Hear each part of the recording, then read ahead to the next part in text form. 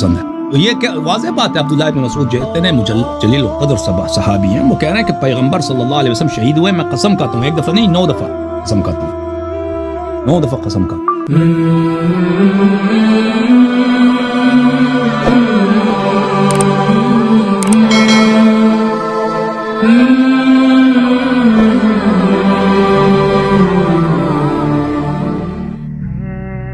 یہ کہ میں پھنس گیا ہوں اس پہ آ کے, بی پاک کی شہادت پہ آگے پھنس گیا ہوں.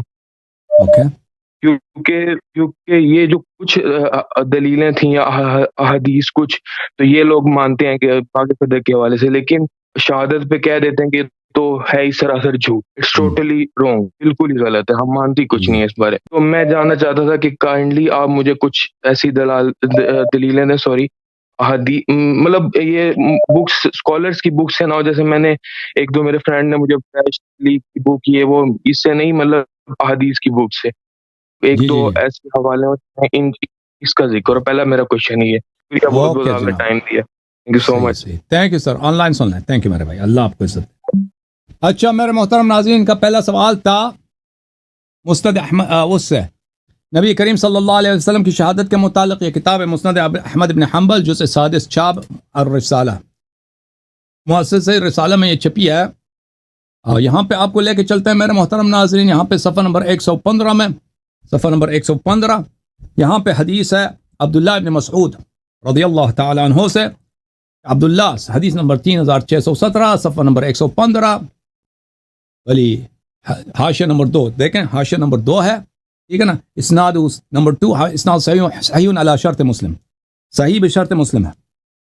لأن احلف, عبداللہ ابن مسعود نے فرمایا لأن احلف باللہ 9, اگر میں اللہ سے اللہ کے نام پر 9 دفعہ قسم کھا لوں, ان رسول اللہ صلی اللہ علیہ وآلہ قتل قتلا, رسول پاک صلی اللہ علیہ وسلم کو قتل کیا گیا, احب الی من احلف واحدتا, اس کے مقابلے کہ میں ایک دفعہ قسم کھا لوں. انسان ایک دفعہ قسم کھاتا ہے نا, میں قسم کھاتا ہوں کہ پیغمبر صلی اللہ علیہ وسلم دنیا سے مقتول گئے ہیں, شہادت ہوئی ان کو قتل کیا گیا, ایک دفعہ قسم کھاؤں نہیں, میں 9 دفعہ قسم کھاؤں. اسی بات پر یہ مجھے زیادہ پسند ہے کہ ایک دفعہ قسم نہ کھاؤں, 9 دفعہ قسم کھاؤں,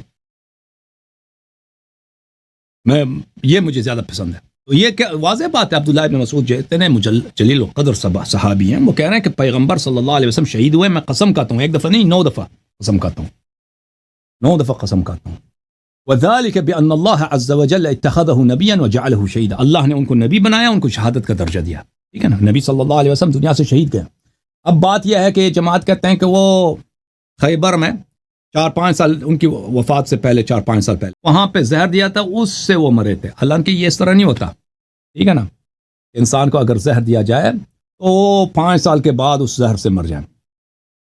نبی صلی اللہ علیہ وسلم وہ لقمہ کھایا ہی نہیں تھا. وہ اس میں معجزہ یہی ہے کہ ایک عورت تھی, یہودن تھی, اس نے گوشت پکایا ہے, گوشت کی ران جو ہے اس کو پکایا, اس کو روسٹ کیا, اس میں زہر ڈالا ہے.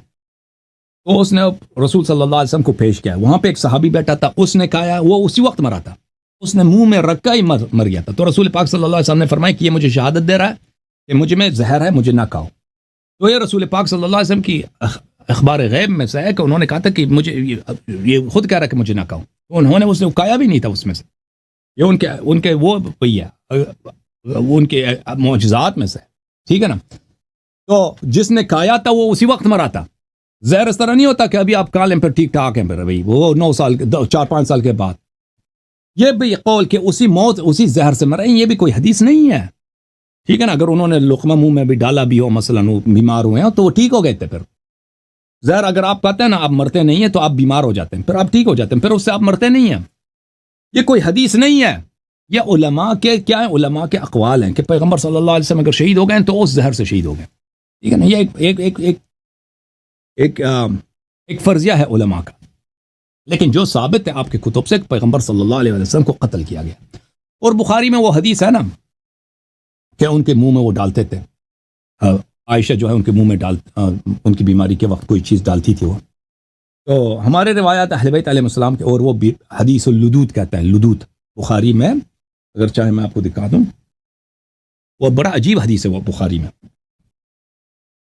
جیسے عائشہ کی دوسری حدیث ہے نا, وہ میک سینس نہیں کرتی, اسی طرح میک سینس نہیں کرتی. میں آپ کو دکھاؤں وہ حدیث.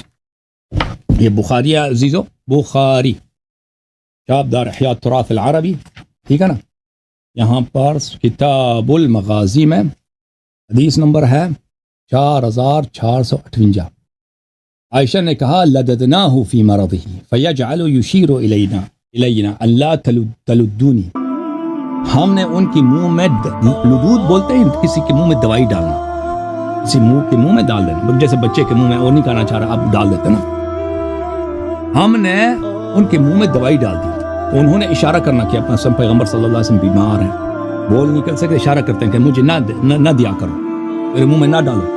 اچھا فقلنا کراہیت المریض للدواء، ہم نے کہا اس کی پرواہ نہیں ہے، ان کو دوا ان کا کیا سننا، مریض بیمار جو آدمی ہے اس کو دوا پسند نہیں ہوتی، تلخ ہے اس لیے. جیسے کہ کوئی بچہ ہے، پیغمبر کا حکم ہر حالت میں واجب الاتباع، اگر وہ کہہ رہے ہیں کہ مجھے نہ دو نہیں دینا چاہیے.